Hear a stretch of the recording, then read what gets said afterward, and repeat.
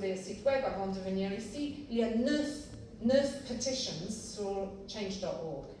Et 9, c'est beaucoup trop. Hein? Il devrait y avoir une, et il devrait y avoir une campagne beaucoup plus ciblée et internationale, selon moi, pour encourager les gens et sensibiliser le fait que le Rwanda est en train de donner de l'argent à Arsenal et qu'il y a de whitewashing, sportswashing grâce à ça.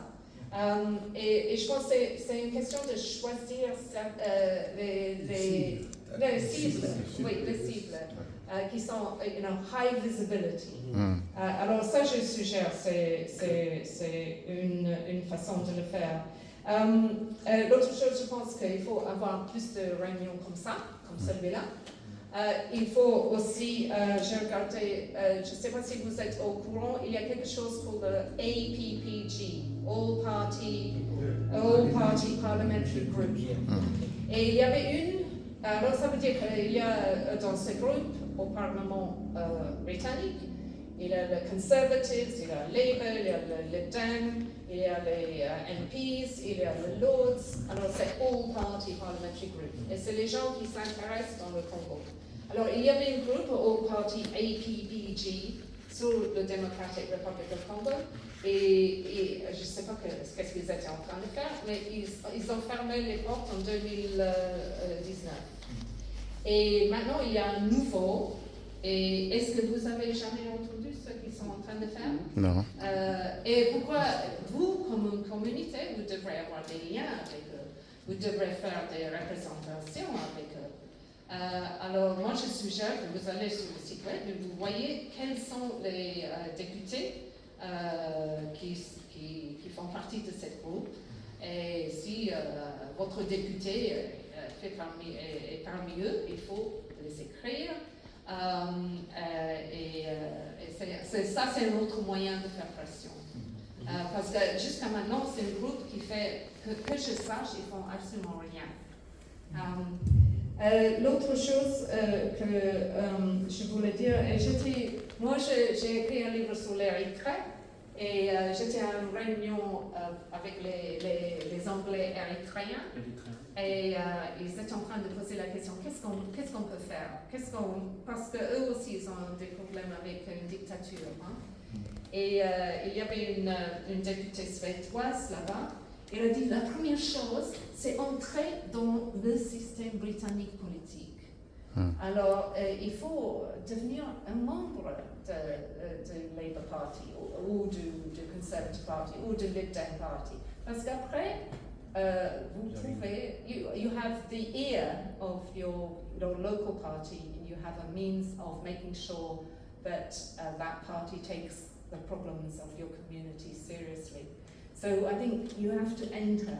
And there is a tendency for diasporas to stay on the outside, rester En dehors. Et il faut entrer dans le système pour mettre pression.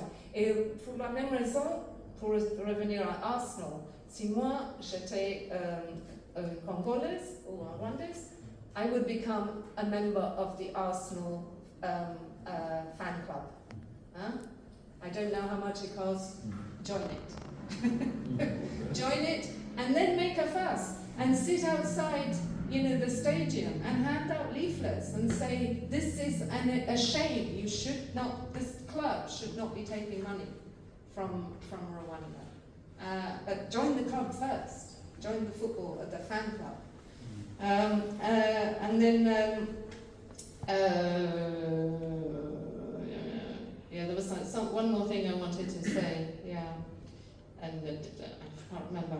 Okay, social media. Il faut utiliser social media, mais je ne sais pas si vous avez noté que beaucoup de gens ils sont sortis de Twitter, de X, parce qu'ils en ont marre de Elon Musk et bon, il est toujours là à s'exprimer. Et ce que j'ai vu, moi j'ai noté que tous les journalistes et les gens qui travaillent qui sont Labour Party supporters, le Guardian, ils sont plus sur Twitter, hein? Ils sont absents, ils ont quitté. Il y a plein de monde qui sont influencers, qui sont important commentators. Ils sont partis de Twitter. Et moi, j'ai l'impression que les Africains ne sont pas au courant. Parce que j'ai plusieurs fois exprimé avec mes amis africains, vous savez qu'il n'y a plus personne sur Twitter maintenant.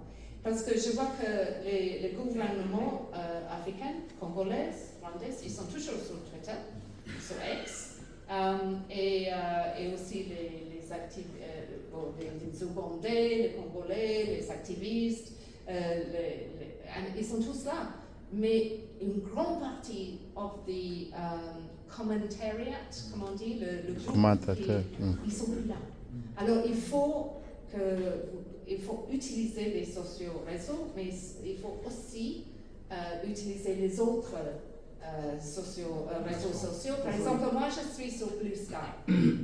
Beaucoup de monde maintenant sont sur Blue Sky. Il y a des autres qui sont allés sur Instagram. Il y a des autres qui utilisent Telegram. Il y a 4 ou 5 alternatives. Et je pense qu'il faut tous les utiliser. La dernière chose que je voulais dire, et c'est pas, j'ai dit ça déjà une fois quand j'ai rencontré un activiste congolais, il dit non. Ici à Londres, il y a un groupe de Rwandais qui sont en opposition contre leur gouvernement.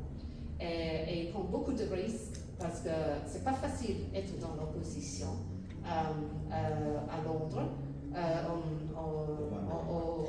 Non, c'est très dangereux d'être en opposition au Rwanda, mais c'est pas facile à l'étranger non plus.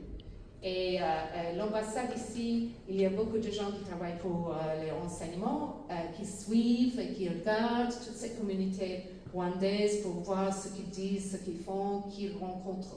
Mais il y a quand même des gens qui sont très courageux, qui se mettent en opposition contre leur propre gouvernement. Moi, je les connais presque tous.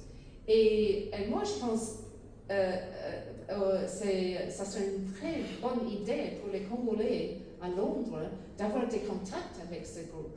Parce que moi, j'ai dit la même chose à eux au sujet de fan clubs d'Arsenal. Pourquoi vous ne faites pas partie du fan club? Entrez. Alors, selon moi, ça serait une bonne idée. Je sais qu'il y a beaucoup de méfiance du côté congolais. Je comprends ça. Il y a de méfiance dans la communauté rwandaise entre eux. Parce qu'on ne sait jamais s'il y a un espion pour le gouvernement, si c'est en train de raconter qui c'est quoi à l'ambassade. Mais c'est un peu ça le problème d'être un activiste politique. Hein. Il faut quand même réussir à prendre des risques et essayer quand même. Alors moi je pense que le manque de contact entre la communauté rwandaise de ce côté-là et le Congolais, c'est une erreur. Alors, c'est... OK, that's it. OK, merci.